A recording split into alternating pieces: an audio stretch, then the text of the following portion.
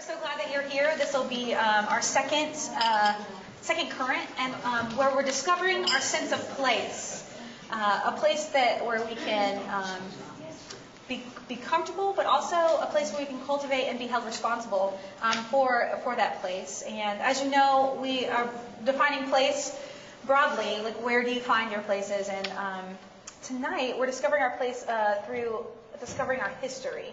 And our special guest is the Reverend Von Unruh, who is the history and archivist for the Tennessee Annual Conference. So thank you so much for being here. And my name is Nancy Hawthorne, and I'm a pastor here, and this is Martha Stamps. Exactly. And I am a cook. You say a cook? I'm a cook. And an artist, and many, many, many other things. I usually try to start out some current interviews with either the first time or the most significant time in which the topic we're talking about impacted your life. And so I want to know what made you interested in Wesleyan history and archiving and all of those things. Was there a moment or a time in which you were like, this is what I'm going to do with my time? It was after I was finished with PhD work, and I realized I was either going to have to pump gas or do this. No, when I first moved to Nashville, which was in 1987, to do PhD work at Vanderbilt, I began working with two churches over on the east side. I can't see a thing out here. These lights are so bright. Started working at the East End United Methodist Church with David Rainey, and I also worked over at the Trinity United Methodist Church just off Dickerson Pike with John Carpenter. And at both of those churches, and incidentally, that's where I met you, although you would have no clue that that's where you met me the first time. You were talking about Panthers, one of your stories that you came over there one Wednesday night. But I began working with trying to help those churches discover their church history, and in the process learning about some of the early pastors that they had. And one thing led to another, and since I was already interested in history and historical theology, I found it fascinating to learn Tennessee history by working with those local churches. And one thing led to another, and somebody would say to somebody in another church, well, Vaughn knows something about that. And eventually I realized, if I've either got to start telling everybody no, or I've got to get organized. Yeah. And the next thing I knew, I was on the Commission on Archives and History, and here I am today. Yeah. That's funny. I think it's great.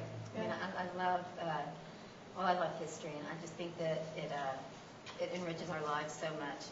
Not to worship history or not to aggrandize it, but to study it, because it helps us figure out how we got here. Mm-hmm. So, it's my turn. It's your turn. This is flowing so fluidly.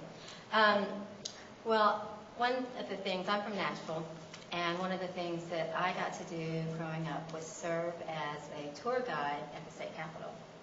And the state capitol is so incredibly rich with stories and intrigue and blood and bullet scars and things. And the architect's actually buried in the building, and the architect is a very, very well-respected architect. The fathers and mothers, I'm sure, of Nashville did plan really well. From Philadelphia, William Strickland, and he planned the post office too. And there was a strong Methodist connection to that as well, was there not? Well, I don't know about the post office, but yes, you're correct. They did get him away from Philadelphia. He was probably the premier architect in America at the time.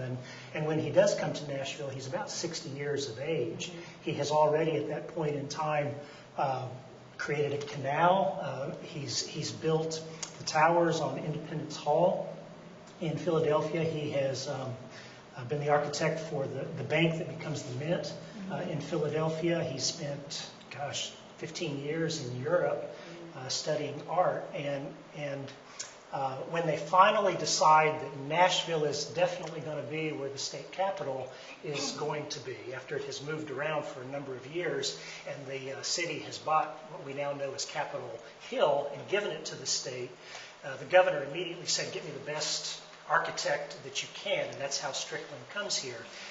Once he gets here, within 2 months, he has already laid the foundation stone for the state capitol. This is in 1845. He will die before the state capitol even is built. In the meantime, he has been the architect for the downtown Presbyterian Church, along with several houses, all of which, as far as I know, have now been torn down, including the one for Elliston that gives the name to Elliston Place. It was just down the street over here. But all the homes are gone. The only things that are left are the state capitol building and Catholic Church. And did he do that one too? It's the little one that's the... St. Mary's? Well, he was just a brilliant gentleman, but his son had to finish it because, as you put, he was buried in the wall. Mm-hmm. He'd amassed a little bit of a debt on that building by that point. Well, I guess so. Paid for it with his life. Yeah. What did the Methodist Church have to do with Capitol? Isn't there some connections there? Well, there are a lot of connections. In the 19th century, the majority of the governors in the state of Tennessee are all Methodists.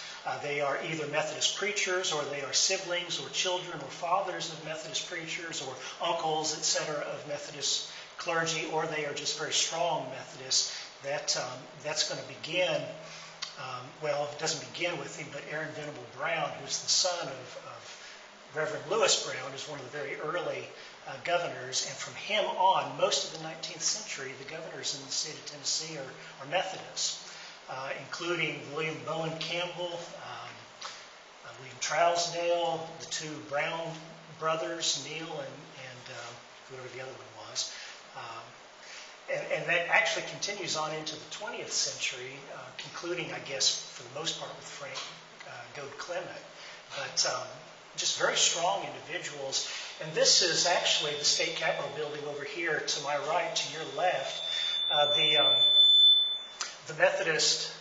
The Southern Methodist General Conference met in Nashville in 1858, not too long after the state capitol has been completed. Over the last many years, they have actually been meeting in the McKendree Methodist Episcopal Church South because they did not have a capitol building to be able to hold their legislature in. And so, since all of the preachers down on the front row, people like Alexander Littlepage Green and John B. McFerrin, knew most of the persons that were in the legislature, they said, you know, we really need some place to have our annual conference, our general conference, and since you've been meeting in our church, perhaps we could use your capitol building. And they said, well, sure. And so the Methodists here in the South were really the very first people to ever populate the state capitol building. Wow. The pictures, the paintings that are all along on the walls, beginning over here in this corner, are John Wesley, and it includes all of the bishops up to that point in time in the Methodist Church, concluding with those who are now in the Southern Church. And the delegation, the elected clergy delegates, are all down on the floor. And this was really a neat process that they did with this.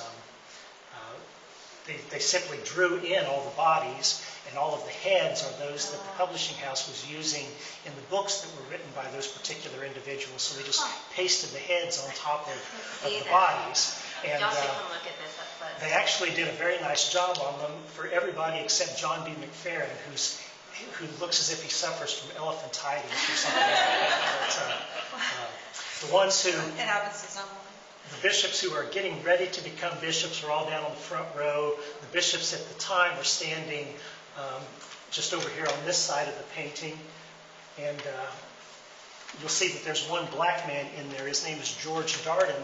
He's actually a Methodist preacher too, a local deacon, but he's the porter for this particular group on this occasion. And every single person in that lithoprint there is in a key that was created so that you can have the names of everybody except for one person.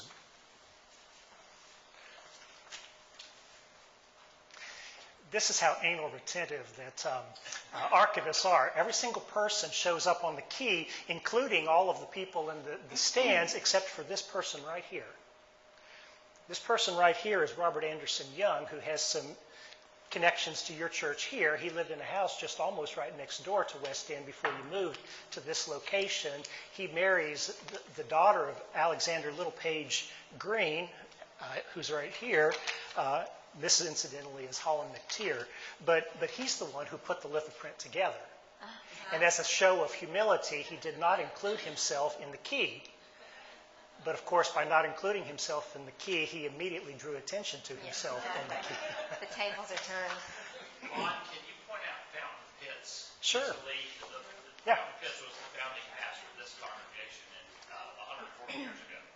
Fountain Pitts is right here. Oh, hello. He's also the very first Methodist clergyman to go as a missionary to South America. And he will open up the mission fields down there in Venezuela and Brazil. And then at the conclusion of the Civil War, his son Joshua, who is a colonel in the Civil War, apparently he heard a lot of stories from Dad when he was down there for that 1 year. He decided that he didn't want to be in the United States anymore since his side lost. And so he goes down and joins one of the Confederate camps that are established down there in Brazil. And he lives out the rest of his life down there in Brazil. And I've actually had the opportunity to be in touch with several of his descendants in recent years who are then wanting to establish recontact with Pitt's family. Wow. That's amazing. That is amazing. And so this is, just to redo, this is a general conference. 1858. 1858. And just so general conference-wise is all of the United Methodist Church, not just Tennessee or wherever. So general means that it's basically what speaks on behalf of the United Methodist Church. Two-thirds majority. I don't even know if it worked that way back then. He would be able to tell me. But basically, it's not just some Tennesseans. It's everybody, right? That's correct. Across the country? Across the country, yeah. Now, this is the Southern Church. It's by this point in time, the church has divided multiple times, but the two primary branches are the church in the north and the church in the south. And so this is the church in the south. Thank you. Mm-hmm. Wow, that's fascinating. Well, These, incidentally, are the same thing if you didn't figure that out. yes. If you're not near one, there's one on the chair. You can probably find it. There's plenty for you. Well, I know from just my own knowledge, and I'm sure that it could be proven in our Methodist history too, that whole families were divided going into the Civil War a couple of years later. The whole families were divided about this, and I would imagine that there was some division and some conflict within the Methodists here at the time. Can you address that? Well, that's very true. I guess just as a word of sort of caution on the front end, though, it's important to remember that Tennessee is the last state that actually secedes from the Union. And as late as in February of 1861, Tennessee is still staunchly Unionist. There is a vote taken, and it is 80% pro-Union, anti-secession. But something happens 2 months later to completely reverse the tide. There's a Union attack that is authorized by President Lincoln at Fort Sumter. And that one event just completely changes everything. And so 2 months later, as the very last of the southern states to actually secede, Tennessee will join that group and actually does secede. And at that point in time, the brand new state-of-the-art, that we'll need to say something about, I guess, in a moment or two, the brand new state-of-the-art publishing presses of the Methodist Episcopal Church South, which had already just revolutionized printing throughout the South, were now being used in full force to print Confederate broadsheets and Confederate almanacs and all kinds of other things to be able to support the Confederate cause. There will be a number of Methodist clergy sons who will become generals in the Confederate Army, all of which on the front end were very pro-Union. They themselves were not of a secessionist bent at all.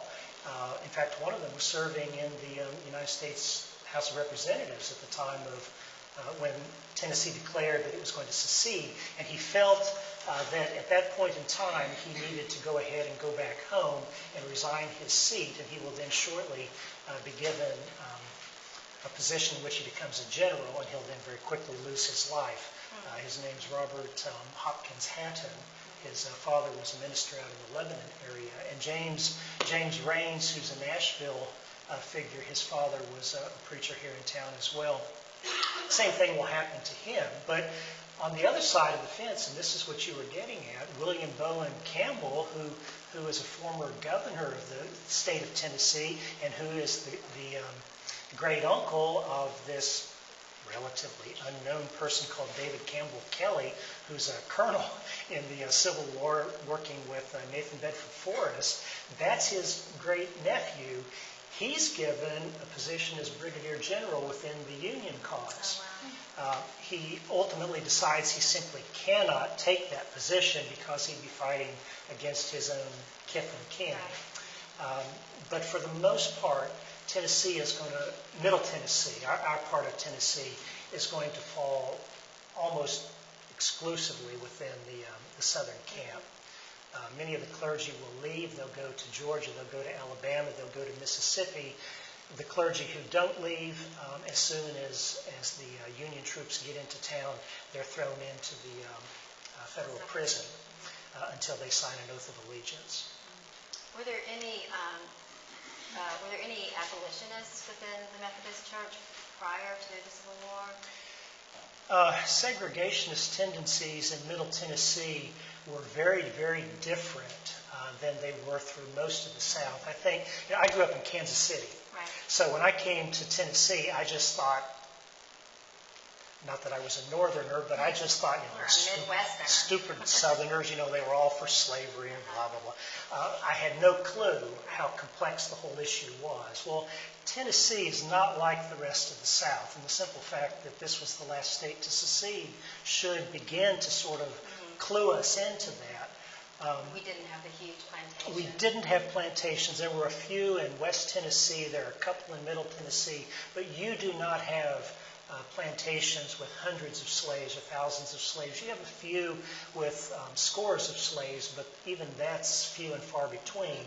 Unlike if you go across the state line into Alabama, where suddenly you have a gentleman of leisure showing up in the federal census records with then page after page after page of slaves. That's not the case in Middle Tennessee at all. And in fact, through the early to almost all the way up until the Civil War, many of the Methodist churches in Middle Tennessee have slaves and or free blacks, of which there were actually very many in Nashville, worshiping right alongside the whites, and even in Nashville itself. So it's a very different situation than you're going to have than if you were down in Alabama or Mississippi or over in South Carolina.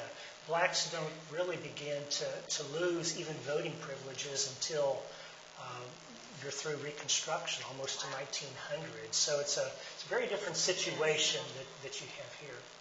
Fascinating. So in 1920s, Tennessee was the 36th state to ratify for women to vote. And so women's suffrage. And can you talk a little bit about strong United Methodist women in the area, or either that time or some compelling narratives about women, Middle Tennessean Methodists? Sure. There are a lot of strong Methodist women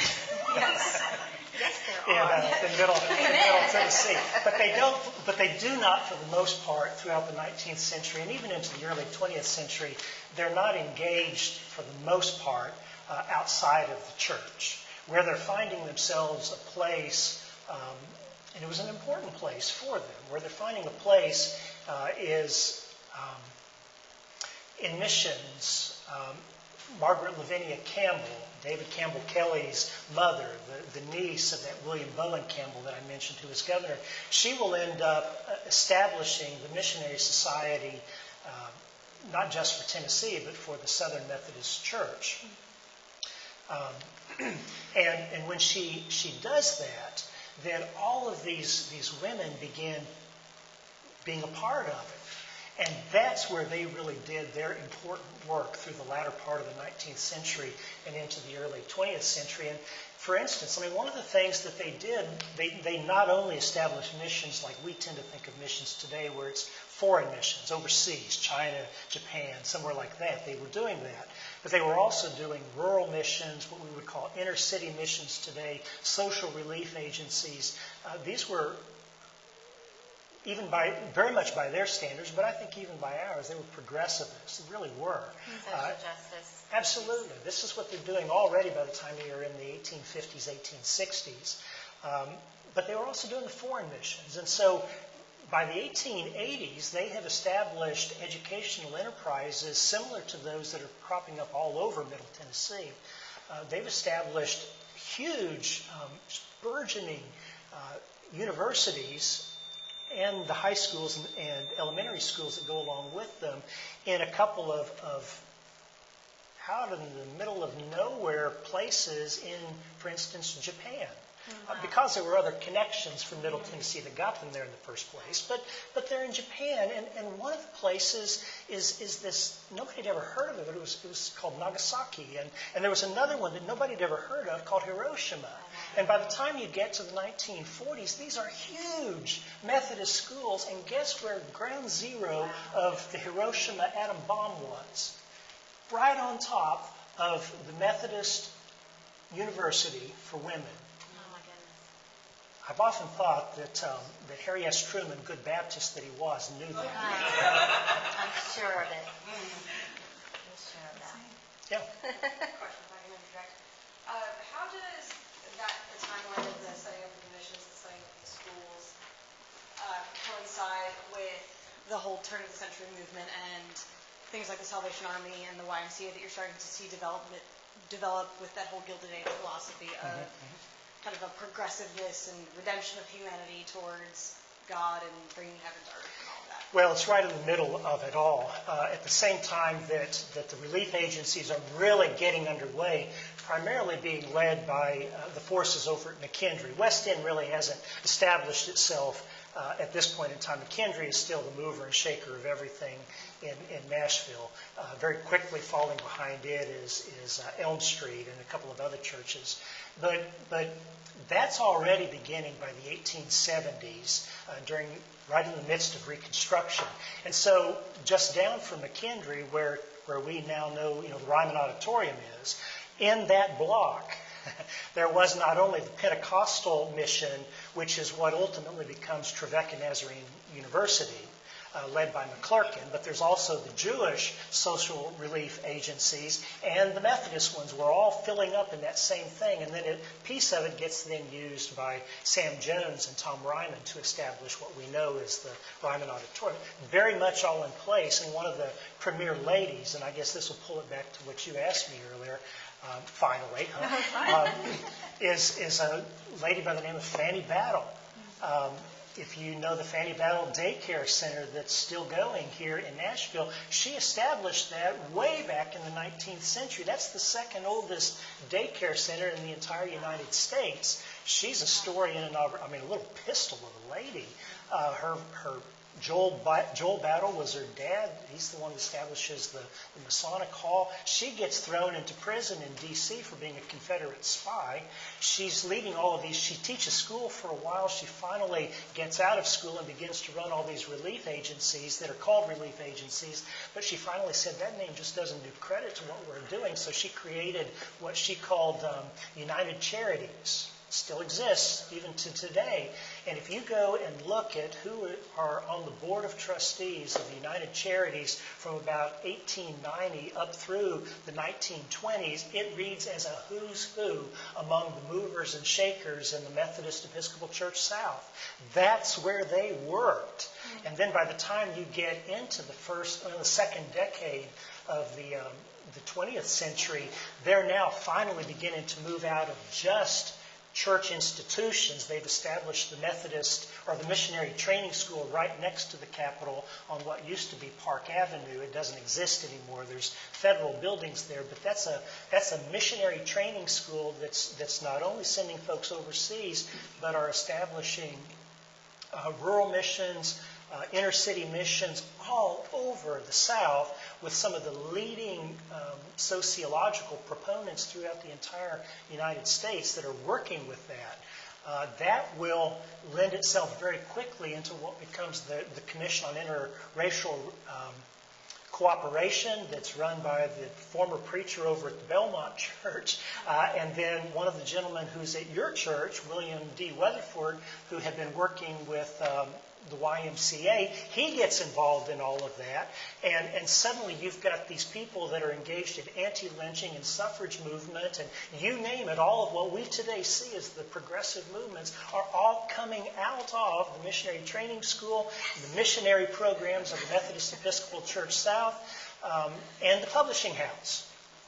These are the people that are pushing it all. And the rest of the church communities are gasping to try to catch up with what the Methodists are doing. It's an amazing story. You said that. I'm from Delphi Church. I go to that church sometimes. I'm sure you heard of a guy named Don Pinto. Yeah, I have. Yeah. He's a real old man. He's we call him Papa Don. He really has the love of the Lord. I mean, he really loves people. Y'all Yep. go to that church on Sunday. Delphi. It's over there on Music Road. Very Something good. else we do on Sunday mornings is do a lot of singing as Methodists. So you brought a hymn here that, and I was chastised for not knowing the author of the hymn. Will you talk a little bit about that? Well, not my chastisation, but the hymn. They're interested in that. Yeah, they are. Yes, well, so about this. Well, middle. She didn't know the blessing on the cup. I didn't know Yeah, that well. either. I can't memorize it. I'm a terrible. We're teaching. Exactly. Teach Lots of regulars. things, I'm lots of so things we young. don't know. Well, Middle Tennesseans, especially Methodist Middle Tennesseans, have been involved in singing from the very beginning. One of the craziest Methodists was a gentleman by the name of John Adam Grenade. Thankfully, he died before 1810, but even by that point in time, he'd already established 2 hymnals that were being used throughout the Methodist Church in the southern part, even though the church hadn't split yet. And he will eventually get his hymnals overseas, and they are what give rise to what becomes known as the primitive Methodists, or the Ranters over in Great Britain. It's an amazing story in and of itself, but that's not what you asked me. That's a great story. Fountain Elliott Pitts established 2 hymnals during his lifetime that are still more or less available. You can get your hands on one called Songs of Zion, or Harp of Zion, I guess it is.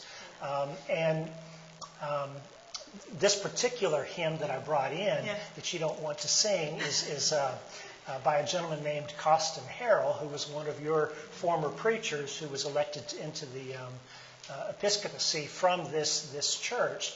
And so his Is this in the United Methodist hymnal now? No, it was in the Book of Hymns. It was page 351 in the previous hymnal.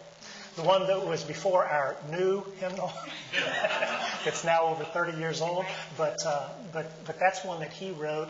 Wilbur Fisk Tillett was a professor of theology and dean of the school at Vanderbilt way back at the turn of the century, and he was very involved in hymn writing, editing of the hymnals, getting the stories together behind the various writings of the hymns. He, in fact, established a hymnal that was used both by North and South in 1905. So, Mid-State Methodists have been very engaged in hymn writing and the celebration of hymns. And maybe the last was a lady by the name of Natalie Sleeth. Does the name mean anything at all to you? Her husband was Ronald Sleeth. He was professor of homiletics at Vanderbilt. So he was a part of the Tennessee Conference. And when he finally succumbed to cancer, she wrote a hymn that you may very well be familiar with. You're not going to be familiar with this one, but you may be familiar with that one. It's the Hymn of Promise. It's on page 707 in our United Methodist hymnals. Yeah. And there are several ministers that wrote hymns, but there's reasons why they haven't been published. Nothing political, I'm sure. So I can't help, this seems a wonderful segue into the whole Methodist Publishing House. My mother worked there in the 50s, and her best friend worked there for forever and ever, and it had to have a huge influence on the publishing world in general. Can you tell us a little bit about how that happened to be here and not a Baptist? Yeah, the publishing enterprise in the Methodist Church really has to go back. You've got to start with John Wesley. Yeah. The man would have been a multimillionaire even within his lifetime, not worrying about putting it into our money today, but he simply gave everything away. His what he felt was very important when he was working with the poor everywhere was to make sure that he would get pieces of paper into the hands of folks that would tell the story of these people that were called Methodists. And so many, many things were sold for pennies everywhere. That publishing enterprise will eventually make its way over into America once the church is established here. And so there is a publishing enterprise, starts initially in Philadelphia, but will very quickly be established in New York City itself. And there are many offshoots of that. Harper and Brothers, for instance, is an offshoot out of all of that. But the Methodist Church's publishing firm up in New York City was head and shoulders above anybody, anywhere doing anything in terms of publishing. They are the ones who had the people who could do this sort of thing. Everybody worked for the Methodist Church so they could learn how to do it for whatever they wanted to do. When the church splits in 1844, 1845, they initially, the Northern Church says that they're quite happy to simply split up all of the assets between now the two churches. Doesn't end up happening quite that easily. There's a lot of acrimony between the two denominations now. And it takes a long time before the money finally does come to the South, along with a lot of their some of the printing presses and so on. But in the meantime, in 1854, down in Columbus, Georgia, the General Conference preceding this one, that's when they do finally say, we have got to have a publishing house. We've got to stop depending on what's coming out of New York City. And so John B. McFerrin, one of the local boys here, who's running the weekly Methodist newspaper, he is down there, and his word, attempting to try to get the publishing house to Nashville, along with the word of A.L.P. Green, who was probably the premier clergyman in the entire Southern Church. Those two men were able to get General Conference to establish Nashville, rather than several other places, as the spot where the publishing house would be put. If you work your way through on a year-by-year basis of all of the things that are published in Tennessee, up until 1854, there are usually 10 to 15 items, maybe 20 items that are published on an annual basis in Tennessee. That's across the entire state. Beginning in 1854, there are hundreds of items that are published in Tennessee every year. They're all coming out of the Methodist Episcopal Church South, which has state-of-the-art equipment everywhere, and it will remain that way all the way up, not to quite today, but well up into the 20th century. At the time when the publishing house moves from 810 Broad over to where it presently is, at the corner of DeMundrian and 8th, they are bringing in freight cars full of paper every single day. They are taking out of there freight cars full of stuff every single day. They are running concurrently. They have a dedicated press that is doing nothing except creating Sears and Roebuck catalogs. They've got another press that is publishing nothing except the Encyclopedia Britannica nonstop. And they've got an additional press that's publishing all of the Methodist materials. It is the biggest thing in the entire country, even bigger by this point than the one in New York. When in 1939 the church recombines and they've got to put the publishing house somewhere, they'll run concurrently for a little while. But the Northern Church, the one in New York City, it has bought brand new stuff. They've got a brand new location, and they're going bankrupt. And all of the people that are in charge of the publishing house in the north, all of the top bureaucrats, within about a 4-month period, they all keel over. Now, I don't know if it was because the southern ones poisoned them or what, but they all died. And so suddenly there was this huge vacuum in the north, and they said, just ship it all down to Nashville. And there it has remained ever since. All of that stuff that came from Cincinnati and New York is... Southern Church wasn't interested in it. It's underneath in the back parts of the basement of the publishing house. It's never even been unpacked. Goodness. I wanted to tell, I think it's a great story. I was in California. I had gone to the Jazz Fest in Monterey and went to a tiny little church in Carmel which is beautiful, and it's, of course, Methodist. I don't just go to Methodist Church, but I did this time. It is called the Church of the Wayfarer, and I think a lot of people go there when they're in the Carmel area. It's just beautiful, and has a view out to sea. And because there's so many visitors, the minister always asks if you're visiting and where you're from. And I proudly stood up, always, not really a shy one, and I said, I'm visiting, and I'm from Weston Methodist in Nashville. And he did not miss a beat, but said, oh, and how are things at the Vatican? True story. And I said, they're great. So let's talk a little bit more about West End and how we came about. Well, your history goes back to the late 1860s, right at the cusp of 1870, and you were a missionary church. Like so many churches in Nashville, you were started by the good folks down at McKendree Methodist Episcopal Church South, which was the Vatican for a long, long time before you all became there. But they established this little mission church out here, and Fountain Elliott Pitts was right there at the beginning, to go along with a new enterprise that was just at the point of getting started called Central University, which will eventually become Vanderbilt University once the Commodore gives a little bit of money when Holland McTeer, who is bishop, has his wife suddenly falls sick at the right time and, oh, by the way, just has to convalesce with the Commodore's wife up in New York City, and he has to go pay a visit, etc. I want to convalesce. Yeah, well, so it ended up being $1 million convalescence bill. But anyway, this was the far west end of Nashville. There wasn't anything out here. This was the West End. And thus you got your name. Right. Because you were the West End. One of your very early preachers, he didn't last very long because he'll quickly die. You were hard on your early preachers, incidentally, but he was a chaplain at what is in the process of becoming Vanderbilt University. His name was Robert Neighbors. He was the first chaplain at Vanderbilt. And I knew that he was one of the great orators of the church in his day. But he dies very quickly of pneumonia, and I knew that he was buried at the brand new burial. He's the one who created the burial grounds by dying, but he's buried in the burial grounds at Vanderbilt's campus.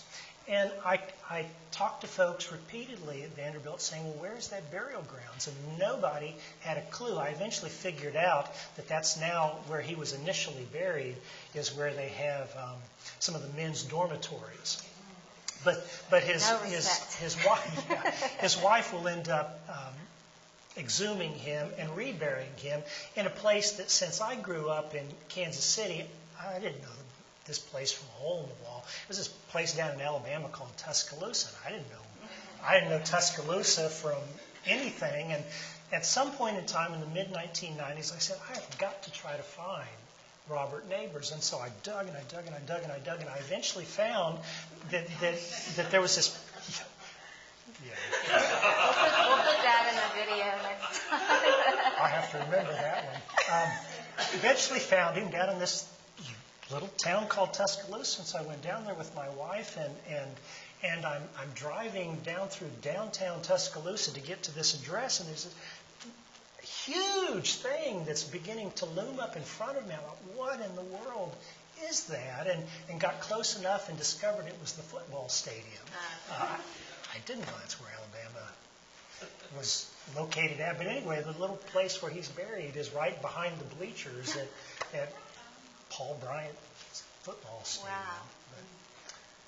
Fascinating. Well, I don't want to not share. There's a hand up here in case you need to ask. I don't know if you do or not. But wait 2 seconds. We'll get to you, John. But I wanted to view this lovely tea set that was used. This one was not exactly used by John Wesley, but this was a replica of it. And there has been a poem created, and I wanted to have Jackie read that for us to get our little poetry fix.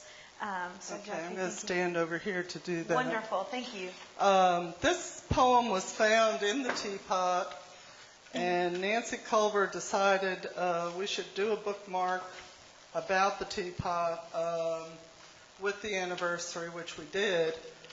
And I knew down at the archives of the conference, they not only had the teapot, but they had all the cups and the sugar and cream and the saucers, which I had coveted. It took me a long time to find the teapot. I went to England thinking I would find the Wesley Teapot, only to learn that it was at Lake Junaluska in the World Methodist Council. And I still couldn't buy it there. Finally, Cokesbury carried the teapot, and I bought it here in Nashville. This poem is anonymous as far as we know, but it does talk a lot about the design and the flowers that are part of it that I didn't pay that much attention to until I read this poem. The teapot talks. I'm a modest little teapot, a teapot made of clay, but a Wedgwood reproduction and a quarter-size replica of the teapot with a blessing used in John Wesley's day. At Ivy House in Burleson, on one eventful day, Wesley met Josiah Wedgwood, the first in potter's clay, who turned his wheel for royalty in the fair Queen Charlotte's day. Loyal friendship crowned this meeting, and since love will have its way, found expression in a teapot made of clay. Years before, the Portland vase was turned in the famous Wedgwood way. He caught a bit of sunshine and twined it with the flowers that grew within his garden amidst the ivy bowers.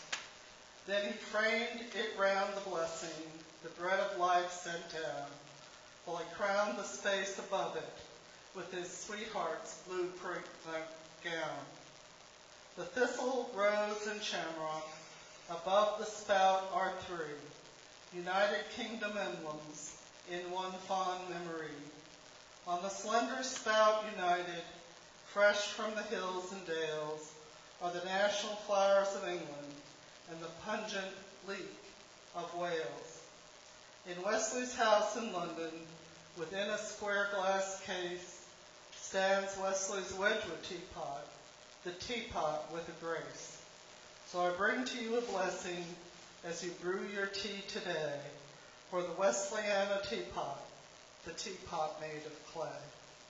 Thank you very much. And we have time for one question. So, John, I'm going to let you get your word in, and then we're going to close up.